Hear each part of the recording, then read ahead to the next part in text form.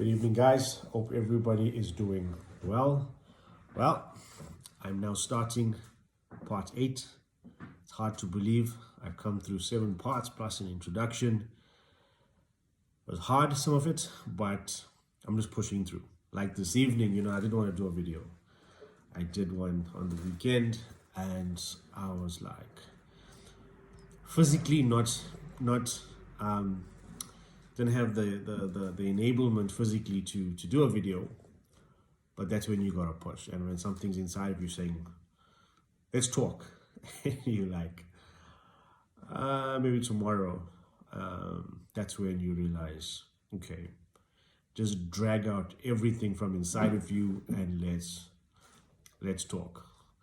Let's get into this. So, like I said, part 8, guys, now, and I hope you guys are tracking with me. So I'm not going to go into too much of detail, because I feel that I just want to share with stuff that I feel is appropriate, stuff that I feel is going to give some people insight into what this 2.5 years from June 2016, the 2.5 years that lie ahead for Verona and for everything else that came along. So it's hard to just pack detail, So I'm going to use the time that's available to me to just give you little snippets, and from there you're going to be able to gauge exactly what we went through. So we went through 2016 with treatments and chemo. 2016 also we moved into our place, and it was a place where when Verona came home, it was a place where she was just in relaxation mode. She spent time with Judah. Judah, remember, is like 6 months, 7 months. He turned a year on the 28th of December 2016. So for the whole of 2016, it was just Judah's under a year, and there's his mom at 5 months going into hospital. It was hard on him. I then had to move with Judah to a new place. So this is where I take my hat out to single parents. I used to tell Verona all the time, tell her in ways that, with some tact, obviously, not to make her feel bad or make her, give it in a negative way. So I used to often tell her when I used to spend days in hospital. You must understand that you can't do nothing else. You drop Judah off at school, you get to hospital where you just, at her bedside, making sure she's just sane, making sure she has somebody there. And the amazing experiences that Verona had in that hospital, I don't want to get into all the detail right now, but I had to be there with her day in, day out when I could, throughout 2016 till she came home for a few weeks, went back. It was times when Christmas and Judah's birthday, and we had to just make sure she got out in time. We had a nice first birthday here at our place, and we had our second birthday here at our place, and it was just, making sure that everything gets done in time, and Verona's home in time, and going back in January. I remember 2017, and I don't mean to jump all over the place, but I remember 2017, New Year's Eve, Verona was in hospital. It's times like that. Now, sorry, I'm coming back to my main point. I take my hat out to single parents who have to raise their kids all on their own. And there are times where it gets emotionally draining. I spoke to so many single parents over the years, and I hear stories, And that's why, guys, we gotta be so supportive of parents that are raising their kids alone. You know, um, we just got not just be there, but like sometimes it's just take the kids away for a couple of days. You know, it's hard to take a kid away from a parent because it's like, you know, we're not used to this whole thing. But like little things that help. You guys do not know, if you're not a single parent, you don't know how hard it is. So I have, back then already, I had tremendous respect. Because I mean, you know, when I moved, I remember being with Judah alone, and you got to, oh, I don't want to go into detail, but there were days where I just felt like breaking down. I just, you with a new kid, baby, he's under a year and moving, and all of the drama that came with that, going into the flat, it was a nightmare, you know.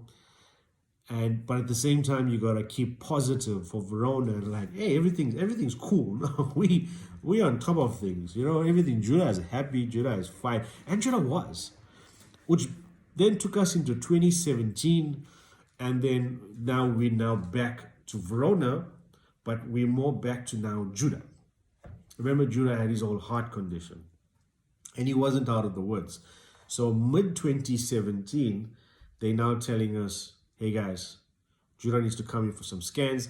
By this time, the guys from Albert Lutuli opened up a new wing for babies. So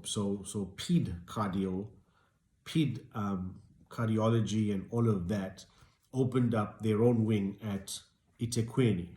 So remember when Judah was born, he had to be born in Sunninghill because Durban didn't have the facilities. Now we do. 2017 we did, from then onwards. And so then we had to take baby to eThekwini, see new doctors that were referred to us by Dr. Manikam from St. Augustine's. And this whole process started. They're like, okay. So we went through this whole interview kind of process with this doctor. And he's like, what's going on? Stuff that happened in 2017 that we didn't pay much attention to, like baby would just run around for a while and then he just squat. And we didn't think much of that. The only thing we had to look out for is if his lips turned blue or his tongue turned blue, if he's jumping around too much, if he's getting too excited, if he cries too much, or if he laughs too much. Either end of that extreme emotion, he'll turn a bit blue. We'll calm him down and just, get the oxygen flowing again. The problem was there was a hole in the heart. They had to repair it. The arteries were shutting down. The arteries are your pumps blood from between your heart and your lungs and gets that old oxygen flow. So when we get there, they're like, is Judah squatting? We're like, yeah, so. And they're like, no, the squatting thing is because babies have this inbound system in them, this built-in system where they squat, they will get the oxygen flowing again. Takes them 30 seconds and then they move again. So we didn't even know these things, And so then this whole process started where, guys, by August, September, Judah needs to come in to hospital. He needs to have an operation done. And yeah, so we went through this whole process backwards and forwards to doctor's appointments. We then set a date, September 2017. Judah's going to go into a hospital. May I just give you the full picture of this thing? A baby that's a year and 9 months is going into hospital to have a 7-hour open heart surgery. You must understand how this rocked us, how we could never get used to this. That Judah will be in hospital for 2 weeks, almost 10 to 14 days. This is now the run up to this thing. Judah will be in hospital for a long time. Verona will be allowed to be in hospital for a certain period of time, and all of this. And we start the process. We get there. We get to the hospital that morning. a day before the actual operation. We get there, Judah gets checked in, Judah gets all his scans done, and so they're able to prepare baby for surgery. Judah goes into surgery, and you must understand this is at a time where Verona is fighting leukemia. So in order for Verona to go into eThekwini Hospital, she's now getting her treatment at Capital Hospital. For her to get the clear to go into eThekwini, remember I spoke to you about the white blood cells. So you can't have a leukemia patient in a sickly environment, right?